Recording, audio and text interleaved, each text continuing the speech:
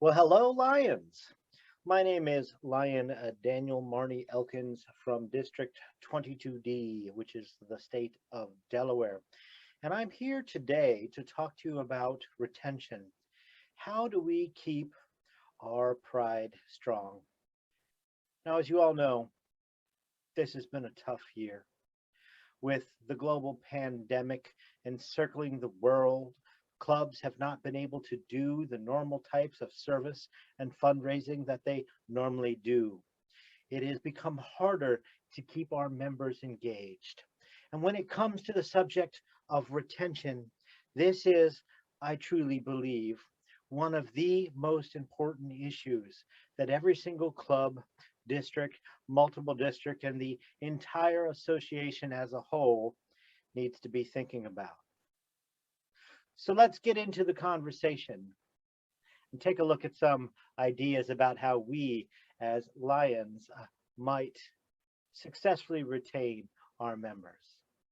Now, there are many hypotheses and theories and ideas and strategies when it comes to membership retention. Lions are not the only organization in the world that spends time thinking about how to retain the people who have bought in to our association. In fact, it is quite prevalent in the corporate world, conversations about employee retention and customer retention. And just for a change of pace, I would like to take a look at some of those ideas and make them relevant into the conversation about Lionism. So let's get right into it. The first theory that we will be looking at is called Sean Graham's customer retention strategy. How do you retain a customer? Well, Lions are not necessarily customers, although we do pay dues. But the concept of how do you retain someone as a part of an organization applies just as easily to service as it does to the service industry. So there are four steps as a part of this retention strategy. One, make it valuable. It has to mean something to the individual. Two, make it simple. Overly complex strategies and plans for retention are not likely to work. Three, you have to make an impact. And four, we have to make it personal. We have to reach the individual and connect with them on an emotional level. So let's look at each one of these steps as a part of a lion retention strategy. The first, make it valuable. We need to ask why lions joined our association. We need to think about what was it that brought them in, because it is that thing that gives their experience as a part of the world's largest service organization. It is that thing that makes that experience have meaning, have value.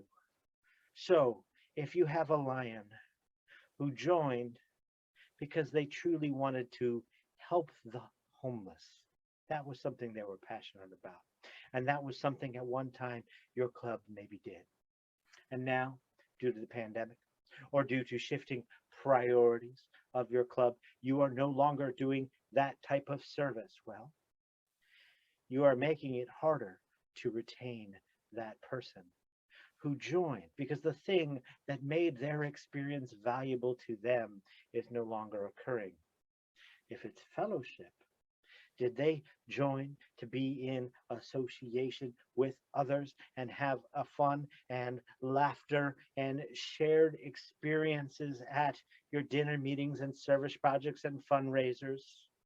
And now you don't even see them anymore or talk to them anymore. Or if you do, it is only inside the confines of a Zoom box. Well, you need to find a way to reach back out to them and give them back that value, that feeling that made them first connect and want to join. So, any retention strategy needs to begin with asking, why did the person you're trying to retain join? And how do you make their experience have value to them as an individual? Second, great quote, Don Draper from a television show called Mad Men. Make it simple but significant. So we don't have to have a complex strategy or plan when it comes to retention.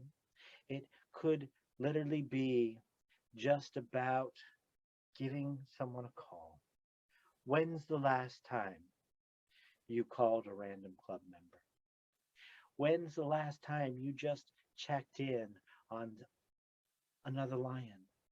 Because that's a service. In today's day and age of isolation, even just a phone call, it's something simple, but it's significant. You know what? Here's a quick challenge.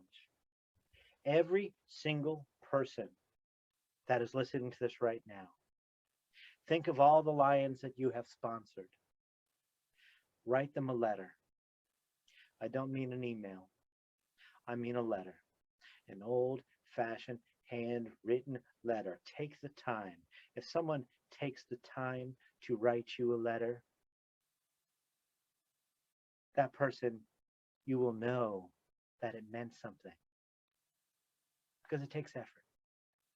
So how about this? How about we all write a letter to every single lion that we have sponsored, or every single lion that is in our club or our district? Make it a service project and tell them how much you miss them, and tell them how valuable their service was, and tell them how you can't wait until we can get back together again and serve in person and meet in person. It's simple, but it's significant. Sometimes it's the smallest of things that will keep someone within our association. We also need to make an impact. What will they remember as a part of their experience as a lion? There's a great quote by Maya Angelou. At the end of the day, people won't remember what you said or did. They will remember how you made them feel. When's the last time you made an impact on someone else's life by telling them just how much they matter to you? It's not hard. It doesn't cost anything. Reach out to your lion friends and tell them about the impact that they have made upon your life through their service and their membership in your clubs and your district and our association. Tell them how they made you feel. That will have an impact. It is a simple yet significant thing that makes them feel valuable. Fourth, make it personal. There is nothing more detrimental to the communications between lions than a mass email. I get about 7, 8 of them, maybe sometimes even a day, from our cabinet secretary. Wonderful cabinet secretary. They're amazing. But it's not personal. I know that I am receiving the same email as 1,300 lions. It's not directed to me. And because of that, to be honest, sometimes, I may wait a little bit before reading it.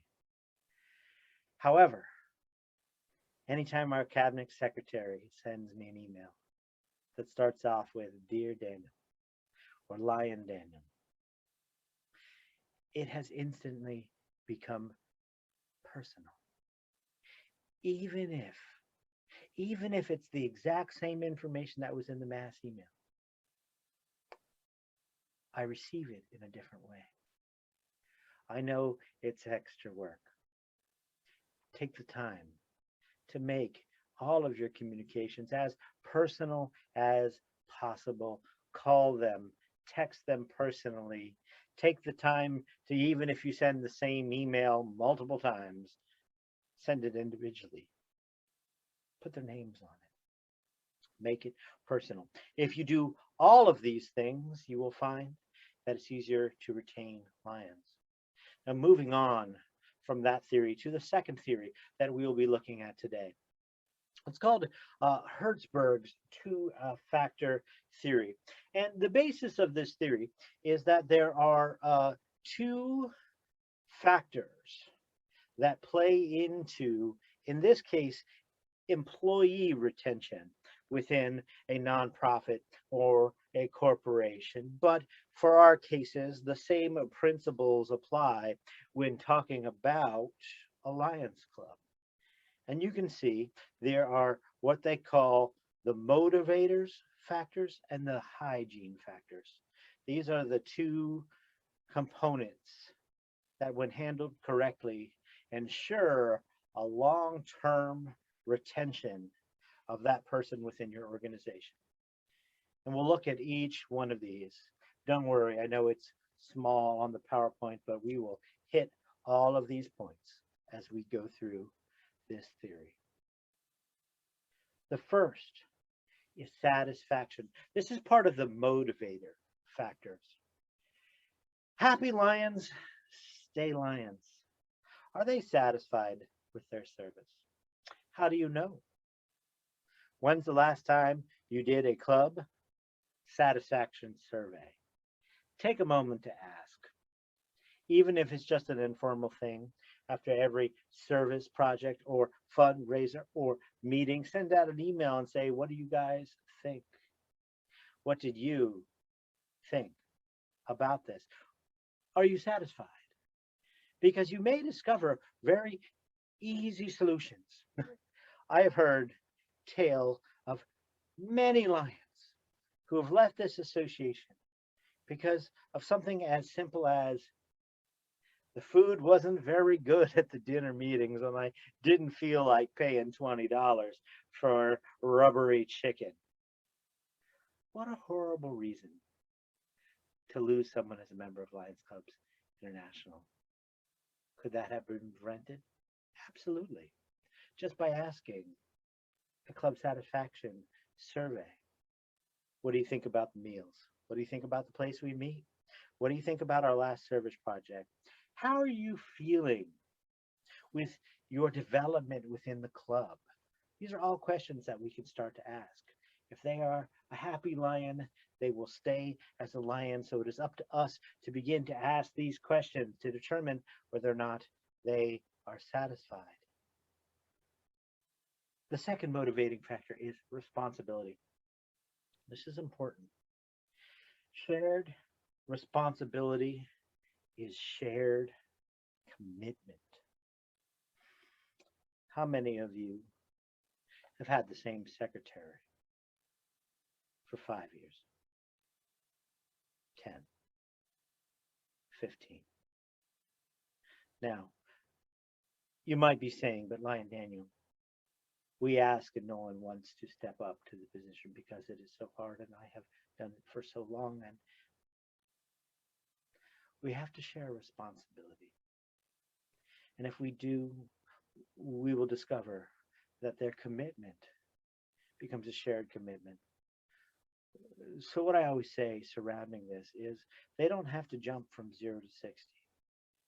So try making them an assistant secretary just to show them the ropes and say, listen, can you help me out? You don't have to take over the full job, just this one small component.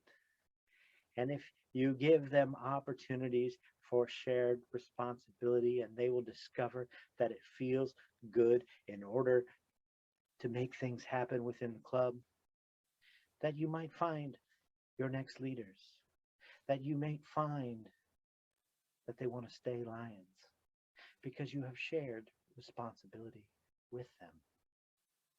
The third motivating factor is the power of recognition. This is such an important thing. The art of recognition is one we must practice each and every single day we are alive as a lion. How do we recognize others? It is not about just awards, it's about acknowledging the service done. Give a call the next day to every single person who showed up at a service project or a fundraiser or heck, even a Zoom meeting. Pick up the phone, call them all the next day and say thank you for your presence. You are contributing in such an important way. And that small acknowledgement of their contributions will go a long way to ensuring that they stay as a lion. And you don't have to wait for your state convention or your midwinter conference or the time a visiting international director comes with those presidential certificates of appreciation. It's your club, your way. You can make up your own ways to recognize people. When I was a charter president, I made up what is now called the Leland T. Bird Award. PDG Lee Bird was essential in helping to charter our first club branch and then into our club. He is, in fact, a past council chair from Delaware, from the Claymont Lions, one of our mentors in Lionism. And he spends so much time serving others. So we created an award in his name that we give each and every single year in our club to the lion who goes above and beyond serving other lions. Is it an official award from LCI? No, it's not. It's something we just made up. But I can tell you, it is a highly valued award, and every person who has won it for the last 4 years displays it proudly in their house because it's a sign that they have served other lions. It's up to you.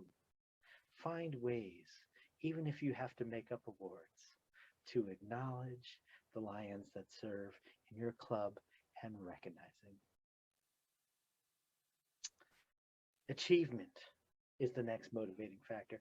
It's not about what you get from an achievement, but whom you become from it. And this is a very important concept. You have to have things that your club can achieve. And individuals within your club can feel like they are achieving things. Make it possible for them to be successful at tasks, even if they are just small tasks, because a lion who feels like they have achieved something as a part of their service is a lion who stays as a lion. So keep that in mind. When you are doing service projects and you're putting together committees surrounding those projects, make sure that there are roles that each and every single person on that committee has, that they can achieve something they can be recognized for. It's an important piece that is a part of the puzzle of how to keep people as lions. The next stage of the motivating factors as a part of this theory is room to grow. It is important to help develop the next generation of lion leaders. We need to provide opportunities for leadership development. We need to mentor and support them along the way. Invite them to come to board meetings. Invite them to have a voice. Invite them to become a leader within a service project. Invite them to attend your Regional Lions Leadership Institute. Invite them to attend the Emerging Lions Leadership Institute. Invite them to attend the Advanced Lions Leadership Institute. Invite them to attend the Faculty Development Institute. And if you do all those things and you support them and give them room to develop, you will discover that very quickly you will have not only a club leader, but a leader within your district. If you support them at every stage and encourage them at every stage and give them opportunities at every stage and support them along the way. And that brings us to advancement. There are so many people who join Lions clubs and are there for a while and then walk out the door because they feel that there is a clique, a group that controls all the decisions within a club.